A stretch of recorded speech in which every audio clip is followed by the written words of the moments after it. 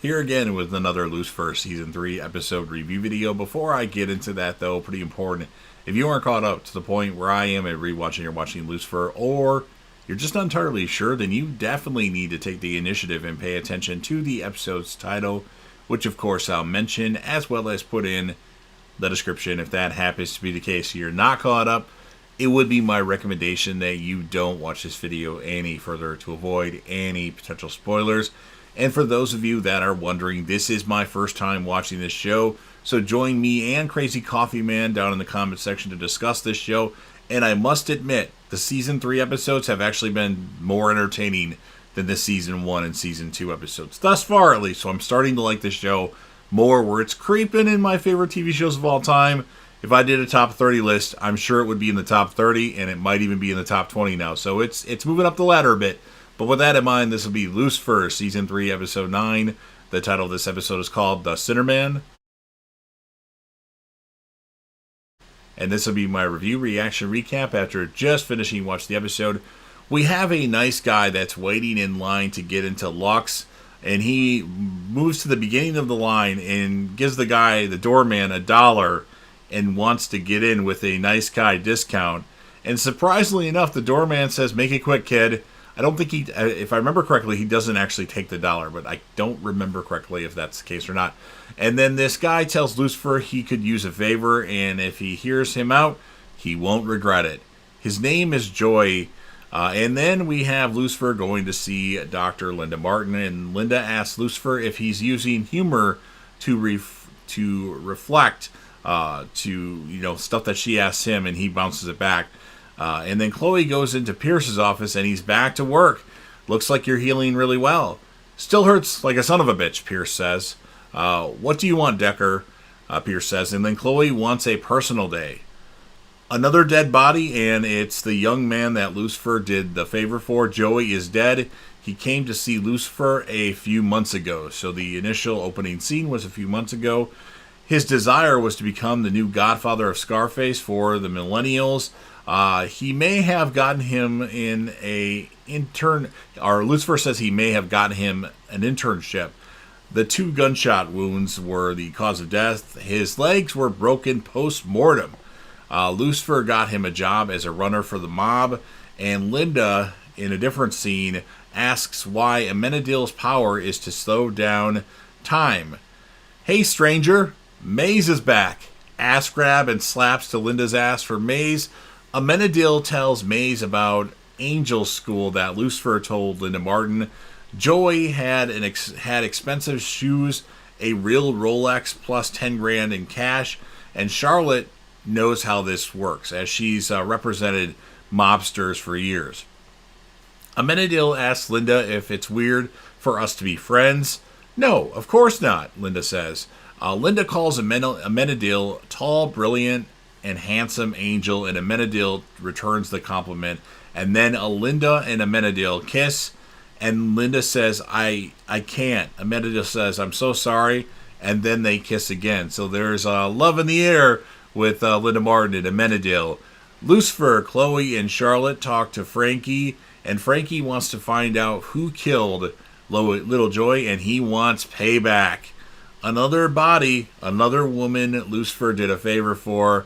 Ella says somebody was definitely sending a message, and Ella uses this person's cream every day, as she's does that kind of stuff. And then Pierce shows up and says the Sinnerman exists, as they were having a conversation about the Sinnerman as he dealt with him in Chicago, and Lucifer takes off.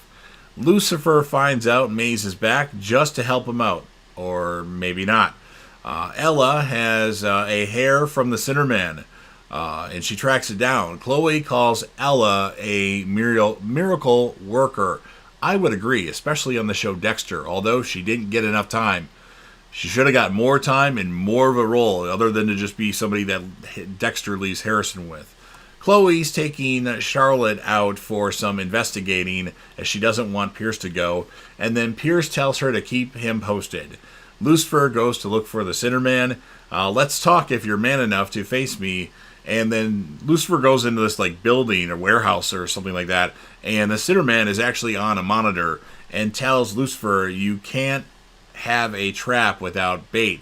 And I believe, I'm not 100% sure, but I believe this was Kevin Carroll that played Virgil on The Walking Dead in a few episodes. I didn't look it up, but it looks like him, the person that supposedly is the Sinnerman.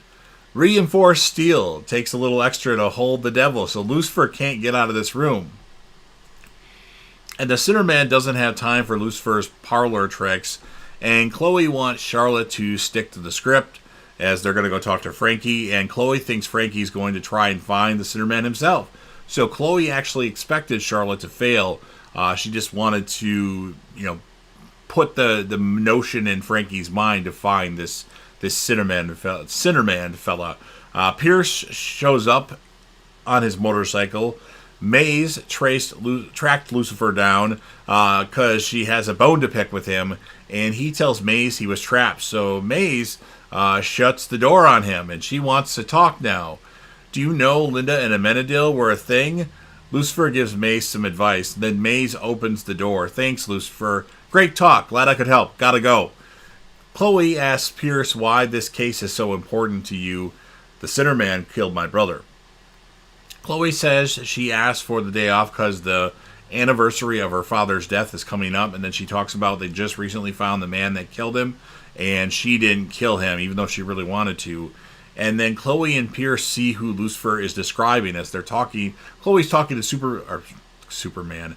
Chloe's talking to Lucifer on the phone, and he's describing the Sinnerman, and they see him. He's going to Frankie's place, going after Frankie and his guys. So Chloe goes after the Sinnerman, and he runs outside, and Pierce gets him and arrests him. So he doesn't kill him, which is surprising, because Pierce, it seems like he has a big vendetta for this Sinnerman character, whoever it may be.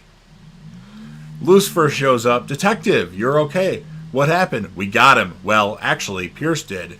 Maze goes to Linda's office, and Linda is acting a little strange. Her door was locked, which is weird, but to my knowledge, nobody else was in the room. And Maze wants to tell Linda how she feels. She feels left out and doesn't want them to get together, if that's possible, meaning Amenadiel and Linda Barton. A hug from Maze to Linda. She's almost being like Ella Lopez here. And then Charlotte is upset, and Dan tries to comfort her. I believe she's probably upset because Frankie's dead, but I'm not entirely sure. No one expects you to change overnight, and he makes plenty of mistakes, but he doesn't quit. Thank you, Dan. And Charlotte's in the men's room, we find out. That's a big mistake by Charlotte. Lucifer goes to speak to the Sinnerman, and he's actually, because he wants to find out what it is that he desires, but he's actually pulled out both of his eyes, or, stabbed both of his eyes, and so Lucifer will never know what it truly is that he desires, and that's what ends the episode. So pretty fun episode. I'm going to score it an 8.9 out of 10. The Sinnerman stuff is interesting, but they kind of moved away from it for a few episodes. Obviously, I kind of know what happens already, just a hunch that I Googled. But I'm going to give the character of the episode for the males to the Sinnerman. He was interesting. And then Chloe's going to get the female character of the episode. There may have been Lucifer or Pierce could have been the male character of the episode. But that's what I'm thinking, at least at the moment. So you've heard what I have to say about this episode of Lucifer. If you... now, I want to hear what you say, obviously. So if you're a fan of Lucifer and want to help me out with the YouTube algorithm, please consider Hulk smashing that like button. It does go a long way. YouTube tells me that my like count is really low. Like, I usually average about 4 to 8 likes on a video, usually about 6, and I should have, like, double that, or maybe even triple that. So, anybody that watches these videos, which I see they get watched, there's usually only 2 people that really discuss them. Please, smash the like button, share the video with a friend, put this video on any one of your social media platforms.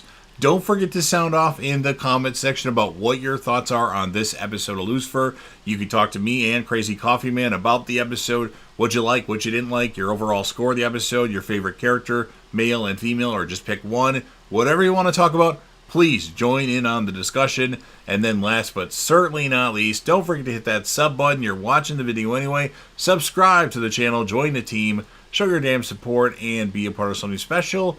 And JDev will return.